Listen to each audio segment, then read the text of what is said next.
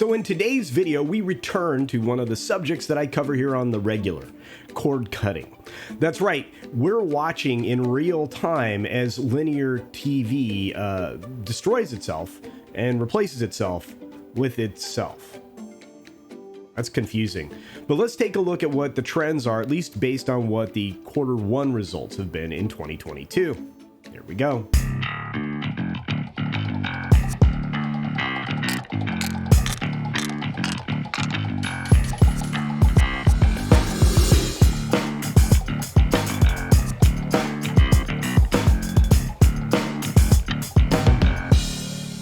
As I've always said, Variety VIP platform does some good work from time to time. The fact that they go out and actually collect some numbers, put some data together, whether or not their conclusions are accurate, I just appreciate the data. And so I often try to share it with each and every one of you. Let's take a real quick look at the story that I've pulled up today. Cord cutting in Q1 2022, the review. The cycle of decline continues. Well, as they point out here, that decline, that cycle of decline is, well, it's normal. This is the kind of decline that you expect every single year in the first quarter, and they tell you exactly why. This relates to the NFL cycle, which basically, just like the moon pulls at the tide, according to the article here, it brings some subscribers back to pay TV for Q3 and Q4, only to have them leave again once the Super Bowl is over. And that makes a lot of sense, because after the middle of February, pretty much as everybody's done with football. So as you can see, pay TV subscriptions in the US format seem to follow a traditional pattern quarter over quarter as they continually decline. And you can see, from 2019, in that first quarter, it was 58.7. First quarter in 2020, it was 57.6. First quarter in 2021, it was 56.2. And then as you can see, it fell off another 4 million or so in Q1 of 2022. 2022 is no different, with the total number of subscribers across reporting companies now at 53.7 million, a decline of 2.5 million or 4.5% from the 56.2 million seen in Q1 of 2021. Okay, my math wasn't great, but that's all right. Year over year, TV subscriber change has been fairly consistent in its fall off. If you take a look at all the MVD stuff from most of the ones that report normally, you get a 2.3, 2.4, 2.2, 3.2 fall off, right? Then you also see the additions of things that essentially are replacements for the linear television products like the cable companies and satellite. You see the VMVPDs like Hulu and Fubo TV and Sling TV.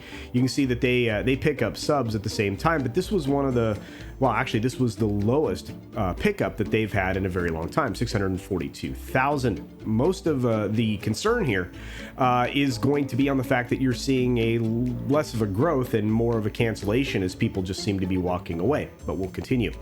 More worrying is the fact that comparing the year prior in 2022, the first quarter has an accelerated rate of decline. The last 3 years have seen between 2.2 and 2.4 million MVPD users or subscribers from Altus USA, Charter, Comcast, Dish, Verizon, etc.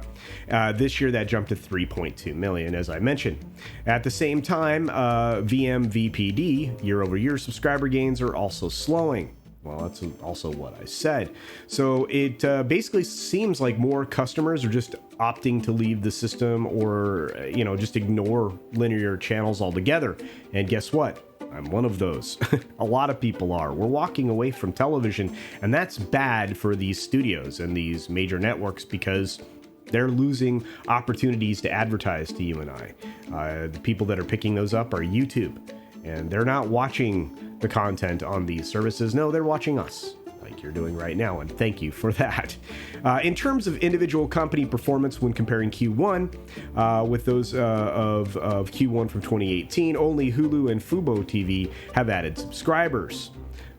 If DirecTV still reported its subscribers, it would have most likely been number one for losses, and they had been for a very long time. Because of their absence, the sad honor belongs to Comcast, which lost 4.2 million pay TV subscribers over the period, and you can see it's broken down here. As we continue on and get close to the end of this article, broadband subscribers have been increasing at a pretty decent clip. A lot of that comes from the simple fact that everybody needs access to the internet.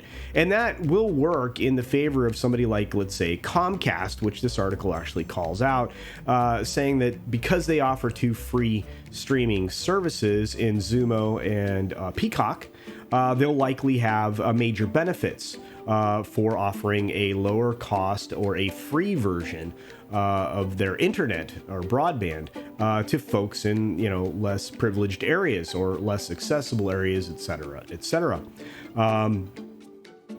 So long as Comcast opts to give free and low-cost subscribers access to Flex, then they will basically be able to boost their ad revenues, which is kind of the thing that linear TV really was good at, and really never should have steered away from.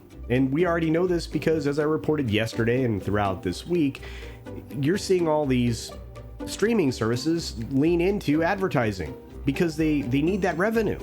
They're not profitable without it. The subscription model doesn't work. People are too fickle. They don't stay long enough to actually make their presence financially advantageous for these services, because people opt out when the content just sucks. And let me tell you, I'm waiting for what will happen 1 quarter from when Disney's last big bulk of humanity that's getting a monstrous deal on the Disney Plus service. I'm waiting for them to fall off this August, because if they start to fall off this August, that following quarter is going to be a bloodbath. But anyway, you're seeing an opportunity here for some of these broadband companies. If they pair themselves with free streaming services, they align themselves with, these other entities out there that basically have ad-supported free streaming. Well, they're going to do far better financially in the future. In fact, I have an article that we'll cover next week, I imagine, talking about Fast essentially being the new battlefield for the streaming wars. And I don't know that anybody can argue with. Anyway, just a story real quick on the breakdown of the regular losses for the linear television programming, and of course the not commiserate gains when it comes to the platforms like Sling and Fubo TV and Hulu, which again should be concerning for everybody involved. But anyway, what do you think? Do you think this is something that's intriguing? Am I just boring you? Are these numbers important or not? Feel free to leave me the comments down below. I would appreciate that, obviously. And of course, support other independent creators here on the platform. They absolutely would appreciate your support. I know I do. So anytime that you engage with their content, whether it's a comment, a like, both, subscription, sharing out their content, all of those things really help with engagement and drive more people to their channel and to the platform. And if you could do that for me as well, I would appreciate that also. With that being said, be sure to take care of yourself, take care of others, wash your hands, of course, because it's good hygiene. And until next time, bye.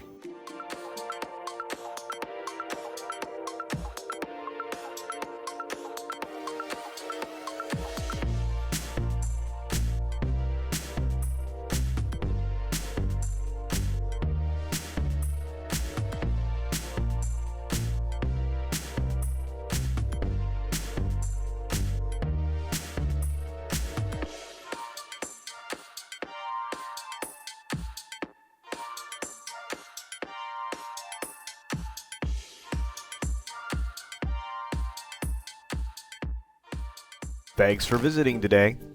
Be sure you're subscribed and hit that for alerts. Yay! Of course, like and share all of the videos that you can, as it helps with the algorithm.